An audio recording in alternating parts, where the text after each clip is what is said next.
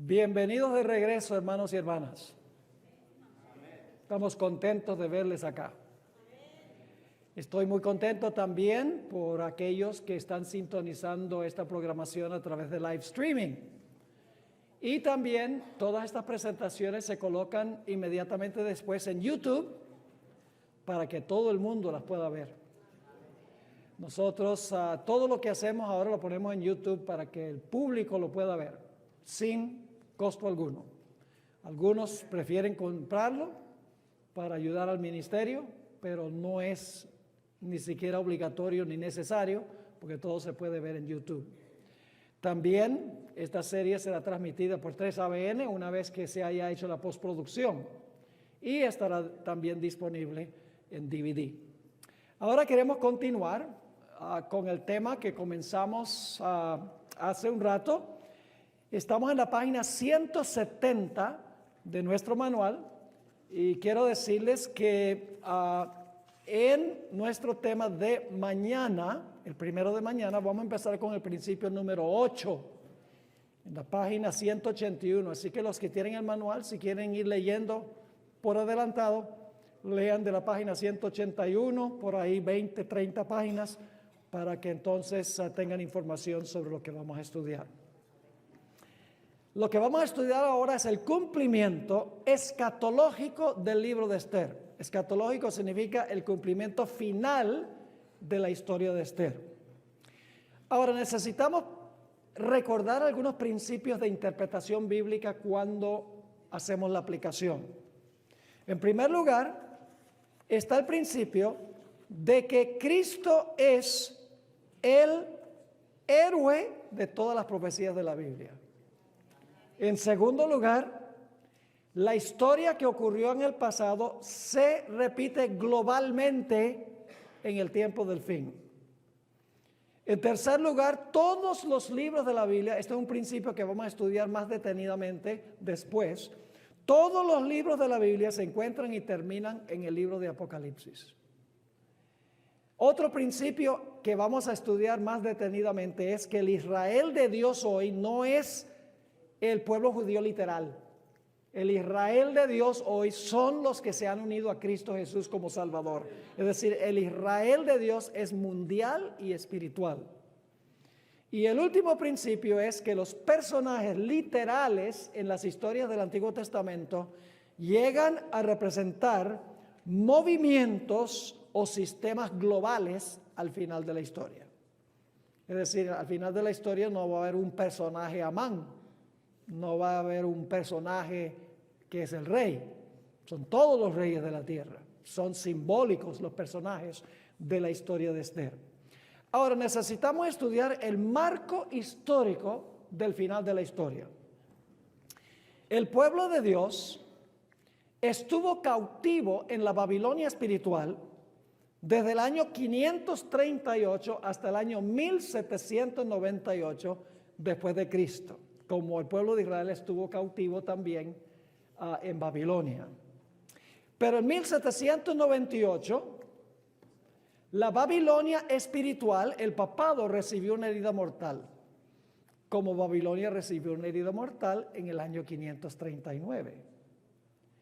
Y luego se levantó una nación que garantizó libertad civil y religiosa. ¿Qué nación fue esa? Poco después o alrededor del año 1798, los Estados Unidos de América. ¿Y con qué símbolo se representa esa nación, los Estados Unidos de América? Una bestia que tiene dos cuernos como de cordero. ¡Qué interesante! Medo-Persia era un carnero que tenía dos cuernos. Y en esa nación, en el año 1776 se proclamó la Declaración de Independencia. En 1787 se ratificó la Constitución, un gobierno del pueblo, para el pueblo y por el pueblo.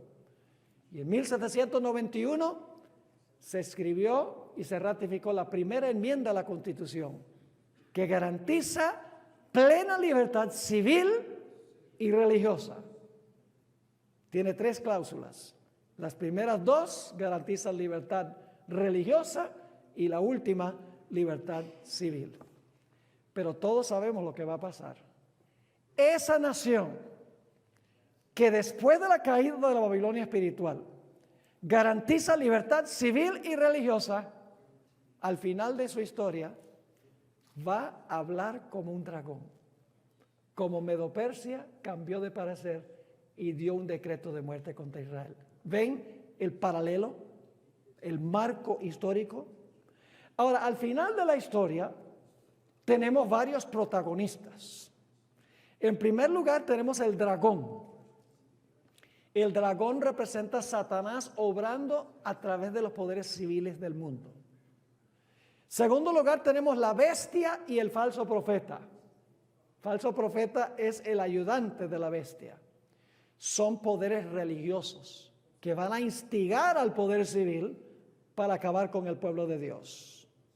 Está el remanente fiel que va a pasar por la crisis final. En Apocalipsis se le llama los 144,000. Y está el intercesor o el mediador o el defensor, que es ¿quién? Que es Cristo Jesús. Ahora, la batalla final solamente va a ser la culminación, la última batalla de la guerra que ha existido por mucho tiempo. En el libro Conflicto de los Siglos, páginas 569 y 570, dice la sierva del Señor: el último gran conflicto entre la verdad y el error no es más que la última batalla de la gran controversia que se viene desarrollando desde hace tanto tiempo con respecto a la ley de Dios. ¿Recuerdan que en los días de Esther ese fue el último capítulo de la larga enemistad? Sigue diciendo la sierva del Señor: en esta batalla estamos entrando ahora, es la que se libra entre las leyes de los hombres y los preceptos de Jehová, entre la religión de la Biblia y la religión de las fábulas y la tradición. ¿Quién va a estar obrando en las sombras para tratar de influir sobre los reyes de la tierra para destruir al pueblo de Dios? En las penumbras estará Satanás. ¿Cuáles serán los puntos de contención? ¿Van a ser los mismos puntos de contención? ¿La adoración? Si alguno adora a la bestia a su imagen, en vez de adorar a Dios creador, el decreto de muerte se dará contra ellos. La batalla final tendrá que ver con la ley de Dios. El dragón se airó contra la mujer, se fue a hacer guerra contra el remanente de la simiente de ella, los cuales guardan los mandamientos de Dios y tienen el testimonio de Jesucristo. Los mismos dos puntos de contención: la adoración y la ley. Al final de la historia, los ministros y sacerdotes van a aconsejar a los poderes civiles del mundo que se deshagan del remanente fiel. Los gobernantes del mundo serán engañados por los poderes religiosos, por los ministros y los sacerdotes. Y los ministros y sacerdotes persuadirán al Estado que emita legislación religiosa que obligue la observancia del domingo como día de reposo. Es decir, va a haber una unión del poder religioso con el poder civil, al igual que en los días de Esther. Apocalipsis 17, 1 y 2 relata eso. Estamos al pie de la página 171. Vino entonces uno de los 7 ángeles que tenía las 7 copas y habló conmigo diciéndome: ven acá y te mostraré la sentencia contra la gran ramera, la que está sentada sobre muchas aguas. Y fíjense cómo se convirtió en ramera, con la cual han fornicado los reyes de la tierra, y los moradores de la tierra se han embriagado con el vino de su fornicación. Yo pregunto, ¿la ramera va a influir sobre los reyes para perseguir al pueblo de Dios? Nada más tienen que leer el versículo 6 de ese mismo capítulo. Dice que la ramera estaba llena de la sangre de los santos y los mártires de Jesús. Es sanguinaria. Y siempre apela a los poderes civiles para que los poderes civiles hagan lo que ella quiere contra el pueblo de Dios. Igual que Amán y su esposa. La sierva de Dios, en el Conflicto de los Siglos, página 578, escribió lo siguiente: los ministros que niegan la obligación de observar la ley divina Predicarán desde el púlpito que hay que obedecer a las autoridades civiles porque fueron instituidas por Dios. En las asambleas legislativas y en los tribunales, esos son entidades civiles, ¿sí o no? En las asambleas legislativas y en los tribunales se calumniará y condenará a los que guardan los mandamientos. ¿Eso pasó en los días de Esther? Se falsearán sus palabras y se atribuirán a sus móviles las peores intenciones. En el conflicto de los siglos, página 593, nuevamente dice que los poderes religiosos van a instigar al poder civil para dar leyes y los poderes civiles no van ni siquiera a entender lo que están haciendo. Ellos van a creer que el pueblo de Dios en realidad es enemigo. Y cuando se despierten, ay, ay, ay. Dice la sierva del Señor, Satanás se pondrá alerta al ver que la controversia se extiende a nuevos campos y que la atención del pueblo es dirigida a la pisoteada ley de Dios. El poder que acompaña la proclamación del mensaje no hará sino enojar a los que se le oponen. El clero, ¿quién es el clero? Los poderes religiosos, ¿verdad? Los ministros. El clero hará esfuerzos casi sobrehumanos para sofocar la luz por temor de que alumbre a sus rebaños. Por todos los medios a su alcance, los ministros tratarán de evitar toda discusión sobre estos asuntos vitales. La iglesia apelará al brazo poderoso de la autoridad civil y en esta obra los papistas y los protestantes irán unidos. ¿Ven la triple alianza ahí? Los poderes civiles, los protestantes y la iglesia romana. En los días de Esther era el poder civil, Ceres, la esposa, y Amán. Interesante. La sierva de Dios dice en la página 592 del conflicto de los siglos, cuando el pueblo acuda a sus antiguos, ese ente que espirituales a preguntarles con ansia, ¿son estas cosas así? ¿Es verdad que Babilonia es la iglesia? Los ministros aducirán fábulas, profetizarán cosas agradables para calmar los temores y tranquilizar las conciencias. Pero como muchas personas no se contentan con las meras razones de los hombres y exigen un positivo, así dice Jehová, los ministros populares, como los fariseos de antaño, airándose al ver que se pone en duda su autoridad, denunciarán el mensaje como si viniese de Satanás e incitarán a las multitudes dadas al pecado a que injurien y persigan a los que lo proclaman. Se va a llenar los poderes del mundo de ira contra el pueblo de Dios, especialmente los religiosos. Ustedes conocen aquí Apocalipsis 12:17. El dragón se llena de ira contra los que guardan los mandamientos de Dios. La sierva de Dios dice en Profetas y Reyes, página 444, hoy los enemigos de la verdadera iglesia ven en el pequeño grupo que observa el mandamiento del sábado un Mardoqueo a la puerta. Ahí está conectado con la historia de Esther.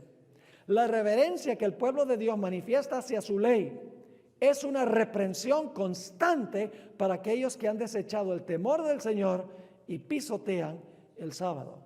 Y en la siguiente cita, que no la voy a leer toda, solamente la parte que está en relieve, la página 172, dice: gobernantes, ministros y miembros de la iglesia, llenos de un espíritu perseguidor, conspirarán contra ellos, de viva voz y por pluma, mediante jactancias, amenazas y el ridículo, procurarán destruir su fe.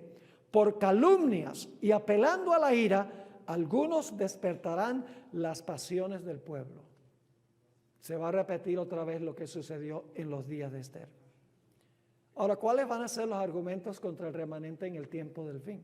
¿Cuáles fueron los argumentos que usó Amán contra Mardoqueo y el pueblo de Dios? Hay un pueblo disperso en todas partes. Sus leyes son distintas a las leyes del reino. Si los dejamos existir, va a llevar a la ruina del reino. ¿Recuerdan otra experiencia en la Biblia cuando hubo un argumento parecido a ese? ¿Recuerdan lo que dijo Caifás? Es necesario que un hombre muera y no que toda la nación perezca. La hermana hoy dice que ese argumento se va a usar de nuevo. Lo mismo que sucedió en los días de Esther. Se va a decir, hay un pueblo esparcido en todas partes. Sus leyes son distintas. No guardan el domingo, que es la ley que ha dicho el poder civil, instigado por los poderes religiosos. Por lo tanto, no podemos tenerlos aquí porque va a venir anarquía al reino. Fíjense lo que dice la sierva de Dios, conflicto de los siglos 578. Los que honran el sábado de la Biblia serán denunciados como enemigos de la ley y del orden. Eso pasó en los días de Esther. ¿Cómo no? Como quebrantadores de las restricciones morales de la sociedad y por lo tanto causantes de anarquía y corrupción que atraen sobre la tierra los altos juicios de Dios. Sus escrúpulos de conciencia serán presentados como obstinación, terquedad y rebelión o rebeldía contra la autoridad. Serán acusados de deslealtad hacia el gobierno. Los ministros, fíjense, ahí está. ¿Quién era el personaje peligroso? ¿Quiénes eran los personajes peligrosos en el libro de Esther? Ceres y Amán, no el rey. ¿Quiénes serán los poderes peligrosos al final de la historia? ¿Ustedes recuerdan otra historia? Un paréntesis aquí. ¿Recuerdan otra historia en la Biblia donde hubo una triple alianza contra un personaje? ¿Recuerdan la historia de la muerte de Juan el Bautista? Eso ilustra esto. Está el rey, el poder civil. Estaba cometiendo adulterio con Herodías. Era la esposa de su hermano. Y Herodías quería la muerte de Juan, pero no podía matarlo. Así que ella influyó sobre su hija para que la hija obrara sobre el rey para matar a Juan. ¿Quiénes son los personajes peligrosos en esta historia? ¿El rey? No, el rey dice que le encantaba escuchar a Juan. Pero Herodías, a través de su hija, obró sobre el rey para acabar con Juan. Ese es el panorama que estamos viendo aquí. Sigue diciendo, los ministros que niegan la obligación de observar la ley divina predicarán desde el púlpito que hay que obedecer a las autoridades civiles porque fueron instituidas por Dios. En las asambleas legislativas y en los tribunales se calumniará. Calumnió a Amán, oye, y condenará a ¿quiénes? A los que guardan los mandamientos de Dios. Lo mismo, la misma acusación de Amán. Se falsearán sus palabras y se atribuirán a sus móviles las peores intenciones.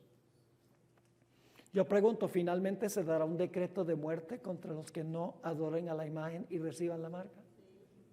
Apocalipsis 13:15, estamos en la mitad de la página 173. Se le permitió, esta es la bestia que se levanta de la tierra, se le permitió infundir aliento a la imagen de la bestia para que la imagen hablase e hiciese ¿qué? Matar a todo el que no la adorase. Yo pregunto, ¿ese decreto de muerte se va a dar desde la misma capital a donde se garantizó libertad civil y religiosa? No hay nada nuevo debajo del sol. La iglesia usará el poder civil para que el poder civil dé un decreto de muerte contra el pueblo de Dios. ¿Cuáles serán las características del decreto de muerte? Daniel 11:44, no tenemos tiempo de estudiar ese texto ahora, pero les prometo que más adelante en esta serie les voy a hablar de Daniel 11, el rey del norte. El rey del norte es lo mismo que el cuerno pequeño, lo mismo que la bestia, lo mismo que el hombre de pecado, lo mismo que la abominación asoladora, lo mismo que el anticristo, lo mismo que la ramera. Todos esos nombres se aplican al mismo sistema, el poder papal. Y en Daniel 11:44 dice que el rey del norte se va a enfurecer contra el pueblo de Dios, va a salir para tratar de exterminarlos. Pero luego dice, noticias del oriente y del norte, ese es el fuerte clamor de Apocalipsis 18, tiene que aceptarlo por fe hasta que lo estudiemos más adelante esta semana. Lo atemorizarán al rey del norte y saldrá con gran ¿qué? Ira para destruir y matar a muchos. Y la hermana White dice en Profetas y Reyes 4:44, el decreto que se promulgará finalmente contra el pueblo remanente de Dios será muy semejante al que promulgó Asuero contra los judíos. ¿Qué características tendrá ese decreto de muerte final contra el pueblo de Dios? En primer lugar, será un decreto de muerte dado por el poder civil, pero por instigación de los poderes religiosos. El decreto será escrito. El decreto tendrá una fecha cuando se puede ejecutar el decreto de muerte. El decreto será universal y no parecerá haber escape. Y se le va a decir a los enemigos del pueblo de Dios que estén listos para el día en que puedan ejecutar al pueblo de Dios. Y usted dice, eso nunca va a pasar, pastor. ¿Usted cree que eso va a pasar? La hermana White dice que el corazón del hombre puede ser muy cruel cuando no tiene el Espíritu de Dios. Y para este tiempo ya el Espíritu Santo se habrá retirado de la tierra. La sierva del Señor en el Conflicto de los Siglos, página 601, dice, este argumento está refiriéndose a lo que dijo Caifás, es necesario que un hombre muera y no que la nación perezca.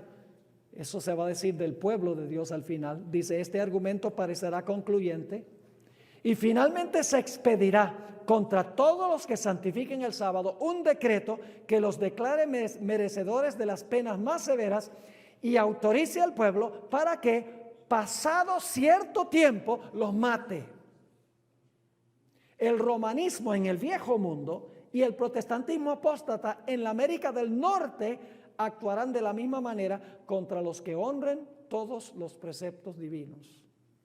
Y en la página 614, ella escribió, aunque un decreto general ha fijado el tiempo cuando los observadores del sábado pueden ser muertos, ¿hay una fecha en el decreto entonces? Aunque un decreto general ha fijado el tiempo cuando los observadores de los mandamientos puedan ser muertos, sus enemigos en algunos casos se anticiparán al decreto y tratarán de quitarles la vida antes del tiempo fijado. El decreto tendrá una fecha. En la página 619 vuelve a escribir, cuando los que honran la ley de Dios hayan sido privados de la protección de las leyes humanas. Los judíos habían sido privados de la protección de las leyes humanas. ¿Cómo no? Dice, empezará en varios países un movimiento simultáneo para destruirlos. Conforme vaya acercándose el tiempo señalado en el decreto, es decir, hay una fecha en el decreto, el pueblo conspirará para extirpar la secta aborrecida, que son los que preservan el conocimiento del verdadero Dios. Dice, se convendrá en dar una noche el golpe decisivo que reducirá completamente al silencio la voz disidente y reprensora. En la página 603 del Conflicto de los Siglos, la sierva de Dios dice, Satanás cuenta a las multitudes del mundo entre sus súbditos, pero la pequeña compañía de los que guardan los mandamientos de Dios resiste a su pretensión a la supremacía. Si pudiese desarraigarlos de la tierra, su triunfo sería completo, pero no va a poder. Yo pregunto, cuando venga ese decreto de muerte, el pueblo de Dios va a pasar por un terrible tiempo de angustia. Lo describe Daniel 12:1. Un tiempo de angustia, dice ahí, cual nunca fue desde que hubo gente hasta entonces. Un tiempo de agonía, desesperación, lloro, lamento. La sierva de Dios lo describe en el Conflicto de los Siglos, página 601. El pueblo de Dios se verá entonces sumido en las escenas de aflicción y angustia descritas por el profeta y llamadas el tiempo de angustia de Jacob. Y luego ella cita, porque así ha dicho Jehová, hemos oído voz de temblor, espanto y no de paz. Hanse tornado pálidos todos los rostros. Ah, cuán grande es aquel día, tanto que no hay otro semejante a él. Tiempo de angustia para Jacob, pero ahora viene la buena nueva, más de ella será librado. De ahí viene Daniel 12:1. El conflicto de los siglos, página 619, dice que el pueblo de Dios en todo el mundo estará bajo sentencia de muerte. Dice la sierva del Señor, el pueblo de Dios, algunos en las celdas de las cárceles, otros escondidos en ignorados escondrijos de bosques y montañas, invocan aún la protección divina. Mientras que por todas partes compañías de hombres armados, instigados por legiones de ángeles malos, se disponen a emprender la obra de muerte. Pero ahora viene la buena nueva. Entonces, en la hora de supremo apuro, es cuando el Dios de Israel intervendrá para librar a sus escogidos. Conflicto de los siglos, 619. No le tengan miedo al tiempo de angustia. No le pidan al Señor que los mande al descanso antes. Será un privilegio vindicar el carácter de Dios ante el universo. Mantenerse firmes como los tres jóvenes. Aunque muramos, somos fieles a Jesús. Y Daniel dice, aunque los leones me coman, soy leal a Jesús. La mayor señal de amor es lealtad. Yo pregunto, al final de la historia, ¿los líderes políticos van a beber vino con la ramera? ¿Recuerdan el vino en la historia de Esther? Apocalipsis 14:8 dice, otro ángel le siguió diciendo, ha caído Babilonia, la gran ciudad, porque ha hecho beber a todas las naciones del vino del furor de su fornicación. ¿Qué representa el vino? Ya no estamos hablando de Ernest y Julio Gallo. Ya no estamos hablando de una botella de vino literal. ¿Qué representa simbólicamente el vino? Ve, todo al final es simbólico. Testimonios para los ministros, páginas 61 y 62. Las iglesias denominacionales caídas son Babilonia. Babilonia ha estado fomentando doctrinas venenosas, el vino del error. ¿Qué es el vino? Doctrinas venenosas. Sigue diciendo, este vino del error se compone de falsas doctrinas, tales como la inmortalidad natural del alma, el tormento eterno de los impíos, la negación de la preexistencia de Cristo antes de su nacimiento en Belén y la defensa y exaltación del primer día de la semana sobre el día santificado por Dios. Estos y otros errores afines son presentados al mundo por las varias iglesias. Y así se cumplen las escrituras que dicen, porque todas las naciones han bebido del vino del furor de su fornicación. Y luego dice ella, es un furor producido por las falsas doctrinas. Y cuando los reyes y presidentes beben, ¿el rey bebió allá? ¿En la historia de Esther? Sí.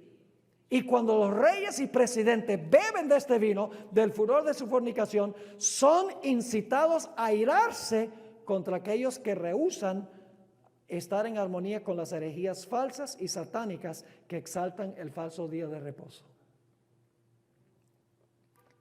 Yo pregunto, antes de que llegue este momento, ¿Dios habrá abierto los libros en el cielo para revelar cuál es la recompensa del pueblo de Dios? Los registros se examinan antes del cierre de la puerta de la gracia, antes del tiempo de angustia. Se abren los registros en el cielo para revelar quién va a heredar, quién va a recibir la recompensa. Sí, Señor, claro que sí. Apocalipsis 14, 6 y 7 lo dice. Vi volar por en medio del cielo a otro ángel que tenía el evangelio eterno para predicarlo a los moradores de la tierra, toda nación, tribu, lengua y pueblo, diciendo a gran voz, temed a Dios y dadle gloria, porque ¿qué? La hora de su juicio ha llegado. Fíjese que mientras se predica el evangelio, se lleva adelante el juicio. La hora de su juicio ha llegado, y adorar a aquel que hizo el cielo, la tierra, el mar y las fuentes de las aguas. Yo pregunto, ¿Dios revela en el cielo la recompensa de sus fieles antes de que les dé el galardón? Sí, Señor. Ojalá tuviera tiempo de desarrollar ese pensamiento.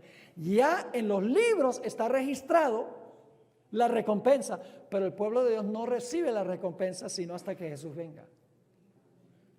Como el rey examinó los registros y digo, no se ha recompensado, hay que recompensarlo. Y entonces se recompensa basado en lo que está escrito en el libro de memoria.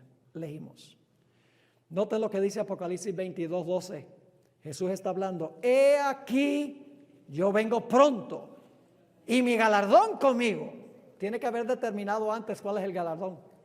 y mi galardón conmigo para recompensar a cada uno según sea su obra.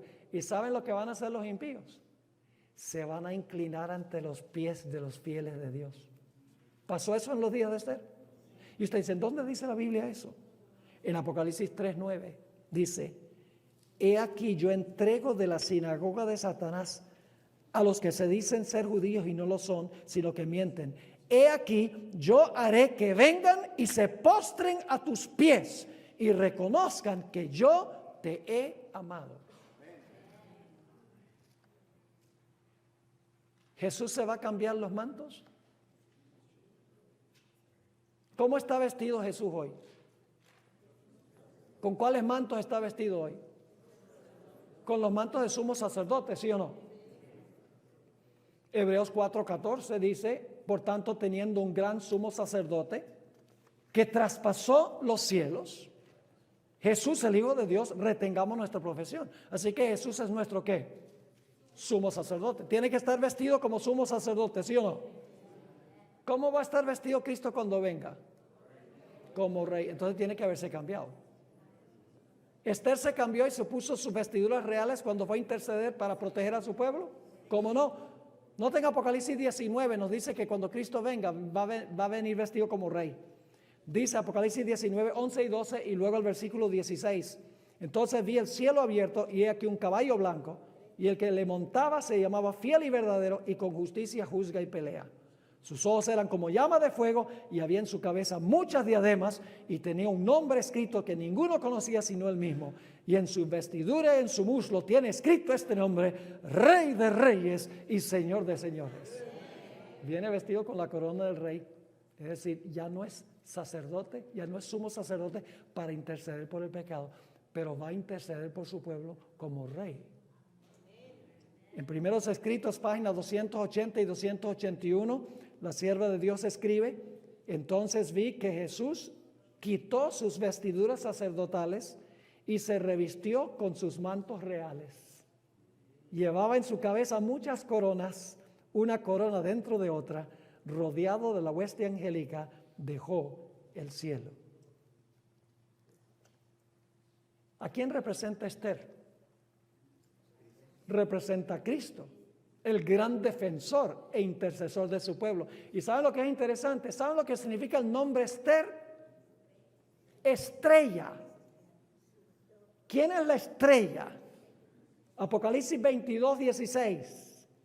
Yo, Jesús, he enviado mi ángel para daros testimonio de estas cosas en las iglesias.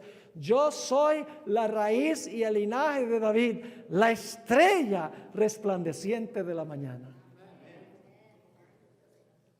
Daniel 12:1 dice que se va a levantar para defender a su pueblo.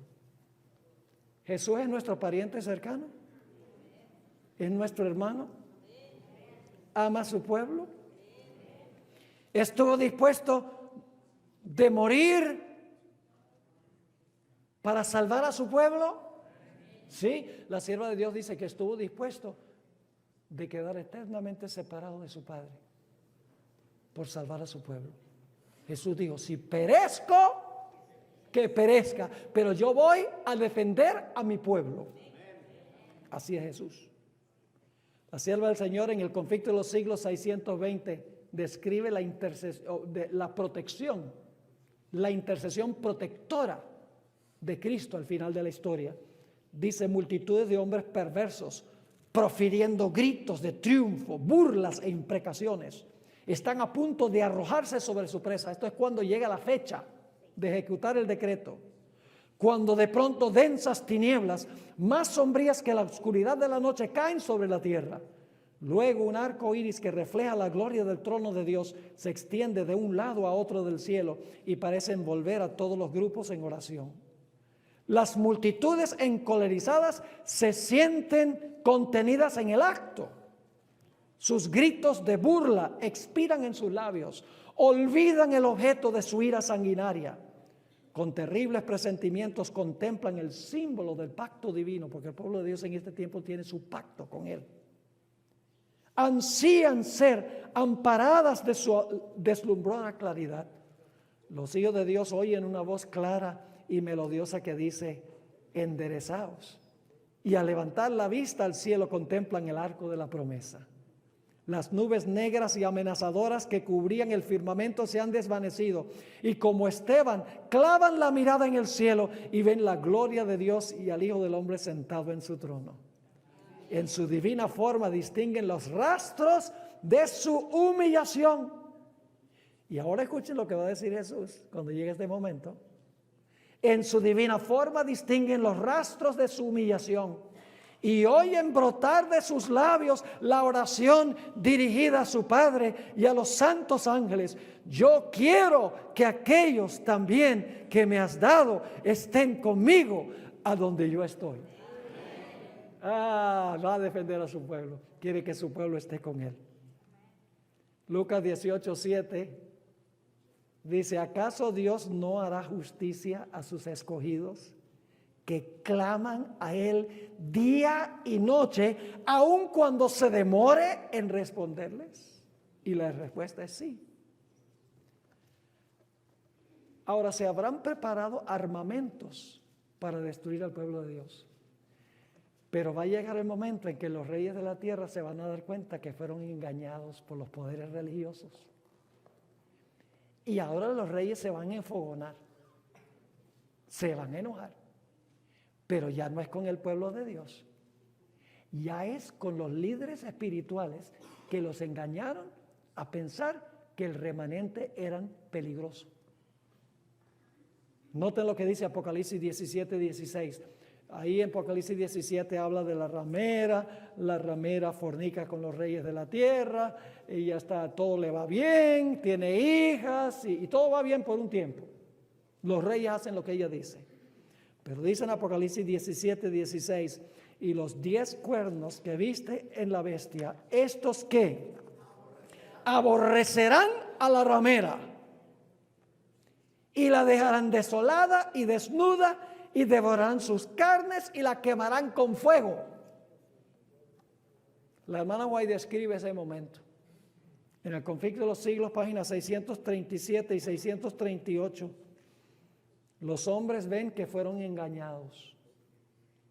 Se acusan unos a otros de haberse arrastrado mutuamente a la destrucción. Pero todos concuerdan para abrumar a los ministros con la más amarga condenación. Ahora no es contra el pueblo de Dios, es contra los pastores. Sigue diciendo: los pastores infieles profetizaron cosas lisonjeras, indujeron a sus oyentes a menospreciar la ley de Dios y a perseguir a los que querían santificarla. Ahora, en su desesperación, estos maestros confiesan ante el mundo su obra de engaño.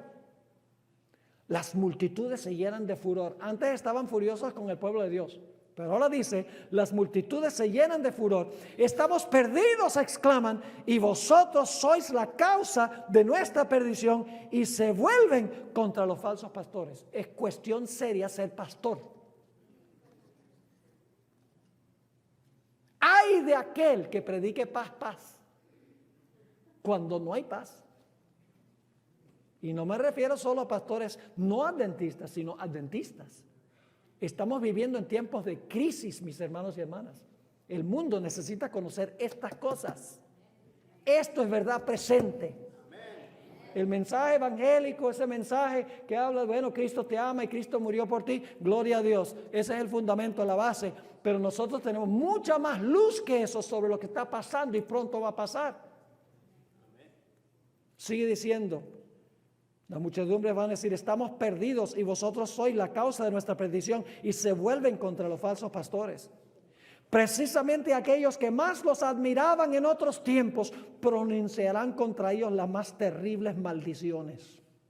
Las manos mismas que los coronaron con laureles se levantarán para aniquilarlos. Y fíjense, van a morir con sus propias armas. Las espadas que debían servir para destruir al pueblo de Dios se emplean ahora para matar a sus enemigos. Por todas partes hay luchas y derramamiento de sangre.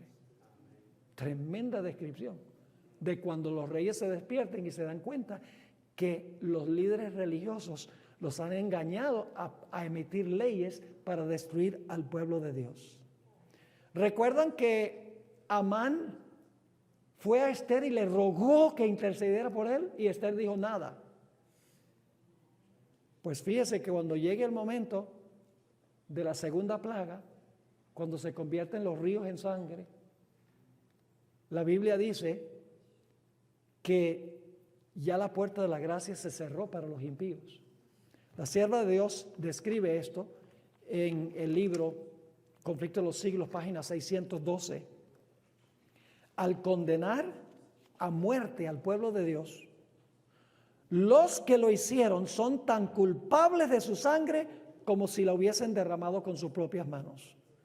Asimismo, Cristo declaró que los judíos de su tiempo eran culpables de toda la sangre de los santos hombres que había sido derramada desde los días de Abel, pues estaban animados del mismo espíritu y estaban buscando hacer lo mismo que los asesinos de los profetas. Y la hermana White describe este momento en el libro Primeros Escritos, página 280. Escuchen esta cita. Las plagas estaban cayendo. Esto es después de cerrarse la puerta de la gracia. Las plagas estaban cayendo sobre los moradores de la tierra. Algunos acusaban a Dios y le maldecían. Otros acudían presurosos al pueblo de Dios, suplicándoles que les enseñasen cómo escapar los juicios de Dios. ¿Y por qué no lo hicieron antes? Pero los santos no tenían nada para ellos. Había sido derramada la última lágrima en favor de los pecadores, ofrecida la última angustiosa oración, soportada la última carga. La dulce voz de la misericordia ya no había de invitarlos. Se les había dado la última advertencia. Cuando los santos y el cielo entero se interesaban por la salvación de los pecadores, estos no habían tenido interés por sí mismos. Se les ofreció escoger entre la vida y la muerte. Muchos deseaban la vida, pero no se esforzaban por obtenerla. No escogieron la vida y ya no había sangre expiatoria para purificar a los culpables, ni salvador compasivo que abogase por ellos. Lo mismo que hizo Esther con Amán. Después del decreto de muerte, no hay más intercesión. Como les mencioné, los conspiradores morirán con las armas que ellos mismos crearon para acabar con el pueblo de Dios. Yo pregunto, durante ese tiempo, ¿quién defenderá al pueblo de Dios del decreto de muerte? ¿Quiénes defendieron al pueblo de Dios en el Antiguo Testamento para que no fueran aniquilados? Recuerden que leí una cita de la hermana Wendy, dice que ángeles de Dios tomaron el campo de batalla. Apocalipsis 19:14. Versículo 11 habla de Jesús sentado en un caballo blanco. Y viene a la tierra en el caballo blanco, la segunda venida. ¿Y le siguen quiénes? Versículo 14. Y los ejércitos celestiales, vestidos de lino finísimo, blanco y limpio, le seguían en caballos blancos. Nuevamente los ejércitos de Dios tomarán el campo de batalla. Y ustedes conocen el Salmo 91. El Salmo 91 es el salmo del tiempo de angustia. Debemos aprenderlo. No te sobrevendrá mal, ni plaga tocará tu morada. Ese es el salmo de cuando están cayendo las plagas. Dice allí en los versículos 10 y 11, no te sobrevendrá mal, ni plaga tocará tu morada, pues a sus ángeles mandará acerca de ti, que te guarden en todos tus caminos, en las manos te llevarán, para que tu pie no tropiece en piedra. La sierva de Dios ampliando esto, hay varias citas aquí en el manual. Voy a leer una o dos. Conflicto de los siglos 614, dice ella, los centinelas celestiales. ¿Quiénes son los centinelas celestiales? Los ángeles. Los centinelas celestiales, fieles a su cometido, siguen vigilando. Por más que un decreto general haya fijado el tiempo en que los observadores de los mandamientos puedan ser muertos, sus enemigos en algunos casos se anticiparán al decreto y tratarán de quitarles la vida antes del tiempo fijado. Pero nadie puede atravesar el cordón de los poderosos guardianes colocados en torno de cada fiel. Algunos son atacados al huir de las ciudades y villas, pero las espadas levantadas contra ellos se quiebran y caen como si fueran de paja. Otros son defendidos por ángeles en forma de guerreros. Hermanos, toda la hueste celestial. Satanás solamente tiene una tercera parte, Dios tiene 2/3 partes. En otra cita, dice la sierva del Señor, necesitamos estudiar el derramamiento de la séptima copa. Apocalipsis 16, 17 al 21. Los poderes del mal no abandonarán el conflicto sin luchar. Pero la providencia tiene un papel que obrar en la batalla de Armagedón. Cuando la tierra sea alumbrada con la gloria del ángel de Apocalipsis 18, los elementos religiosos, buenos y malos, despertarán del sueño y los ejércitos del Dios viviente irán al campo de batalla. Como en los días de Esther, Dios revocará el decreto de muerte y enviará a sus ángeles para tomar el campo de batalla, para defender al pueblo de Dios. Y luego vendrá la celebración. ¿Dónde va a ser la celebración? En el cielo. La Biblia habla de esa celebración. Apocalipsis 19, 5 al 9. Apocalipsis 19 y el versículo 5 hasta el versículo 9.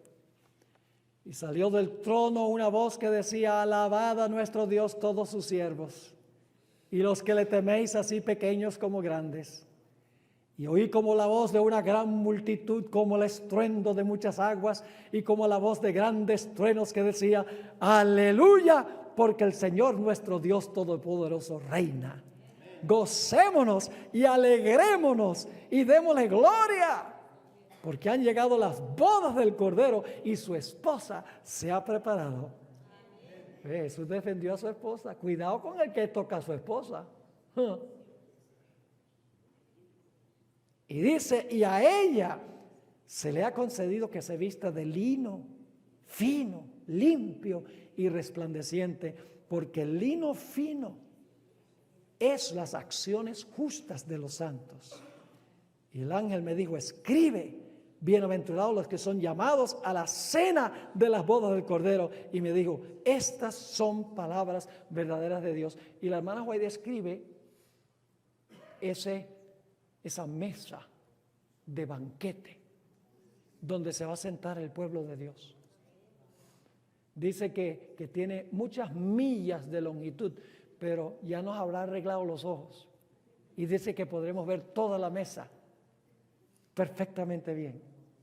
Todos los redimidos estarán sentados con Abraham, Isaac y Jacob. Vendrán del oriente, del occidente, del norte y del sur, dice la Biblia, y se sentarán con Jesús en el reino de Dios. Y luego Jesús se va a levantar, se va a ceñir y nos va a servir de mesonero. Imagínense nosotros ahí sentados y el Señor Jesucristo viene y nos sirve. Y la sierva de Dios dice que ella vio sobre la mesa muchas clases de fruta. Y todas las frutas que menciona eran de California. Dice que vio allí almendras, uvas, granadas, higos, dátiles. Palm Springs. Ahora, indudablemente la hermana White mencionó eso porque ella vivía en California y ¿saben por qué razón? Eso demuestra también que la hermana White fue inspirada, porque en la fiesta de tabernáculos se celebraba la cosecha de los frutos. Había pasado ya la cosecha, en la primavera había pasado la cosecha de trigo y cebada. La cosecha al final del año era precisamente esas frutas que ella menciona. Así que ella está indicando que la celebración en el cielo, donde están todos esos frutos, es la fiesta de tabernáculos. Interesante. Claro que no se preocupen, hermanos, y si les gustan los mangos, a lo mejor hay mangos también. Si le gusta la papaya, indudablemente hay papaya también, porque la hermana White dice que vio esas frutas y dice muchas otras. La hermana White no creo que conocía papaya ni tampoco conocía mangos. Qué gran día será ese. Será la fiesta de Purim.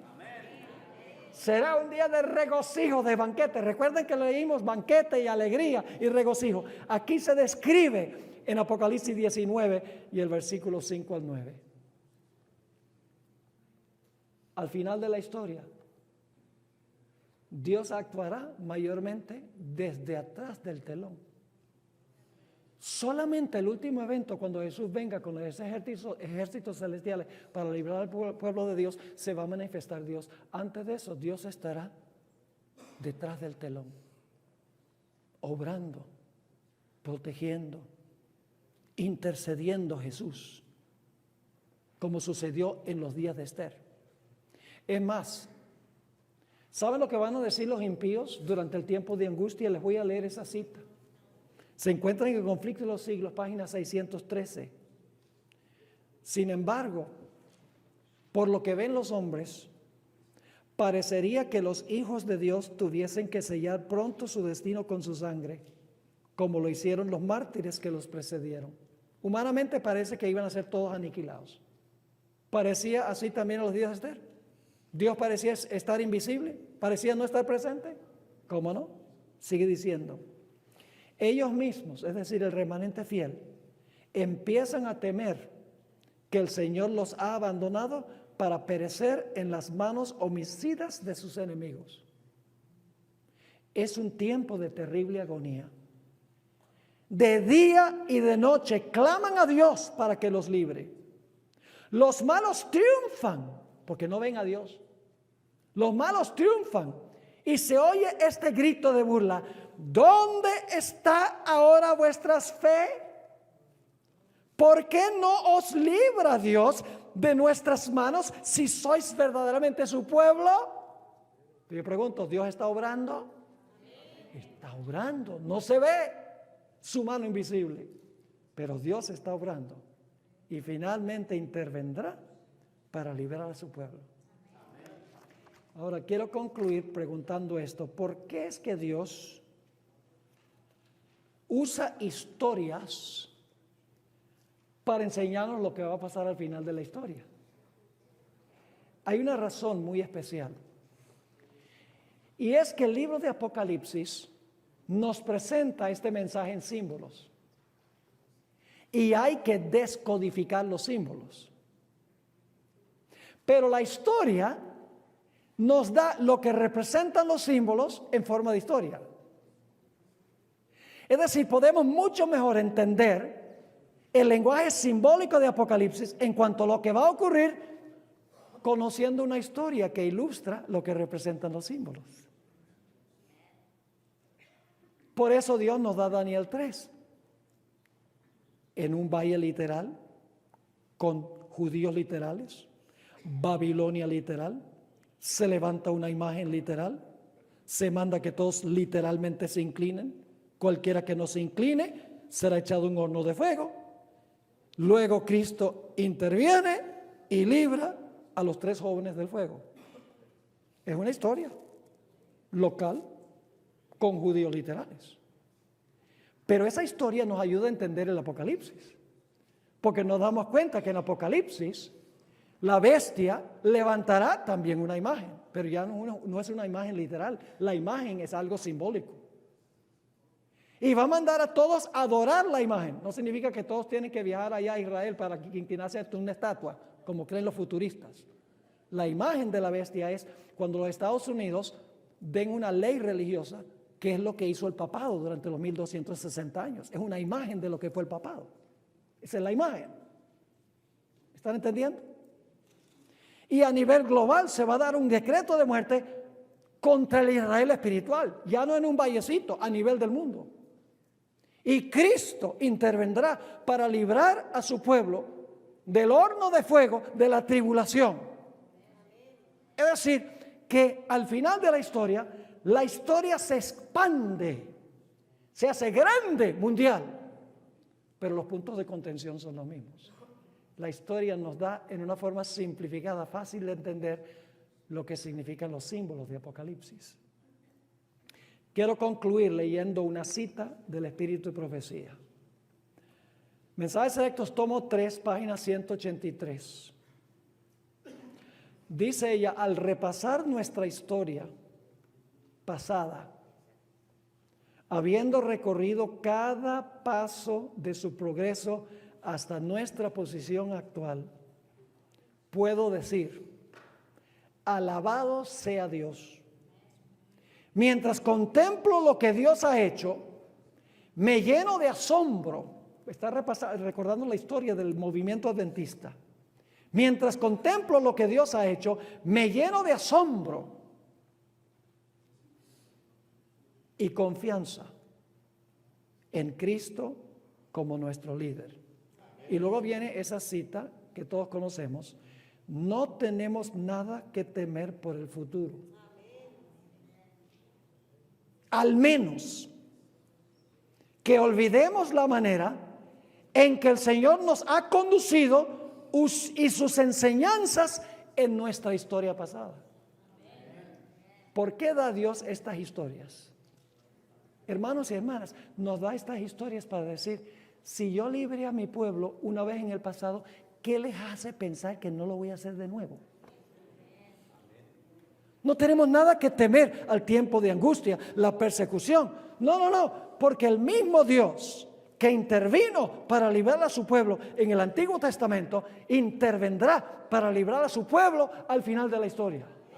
No hay que temer lo que viene, pero sí necesitamos advertirle a la gente en cuanto a lo que viene, porque vamos a necesitar una fe, una confianza inquebrantable en Jesús. Una fe mucho más grande que la que tenemos ahora. Una fe que no se rinda ni ante el cansancio, ni ante la sed, ni ante el hambre, ni ante la necesidad de entregar la vida misma para permanecer fieles a Jesús. Hermanos y hermanas, tenemos nosotros que formar esa relación íntima, estrecha, personal con nuestro Señor Jesús ahora. Tenemos que aprender a amarle. Tenemos que ser leales a Él en las cosas pequeñas de la vida. Ahora que no hay esa grande crisis, tenemos que aprender a confiar a Él, en las pruebas pequeñas que vienen cada día, para que cuando vengan las pruebas grandes podamos permanecer firmes en medio de la crisis y decir, he aquí, este es nuestro Dios, le hemos esperado y Él nos salvará. Oremos. Padre, gracias por estas historias. Nos consuelan, nos fortalecen, nos dicen que nos espera un glorioso futuro, pero tenemos que pasar por un tiempo de angustia antes, donde lo perderemos todo apoyo humano, casas, carros, dinero, libertad, todo se perderá. Ayúdanos, Señor, a no depender de estas cosas, a depender de ti. Gracias, Padre, por habernos acompañado. Te suplicamos esto en el nombre de Jesús. Amén.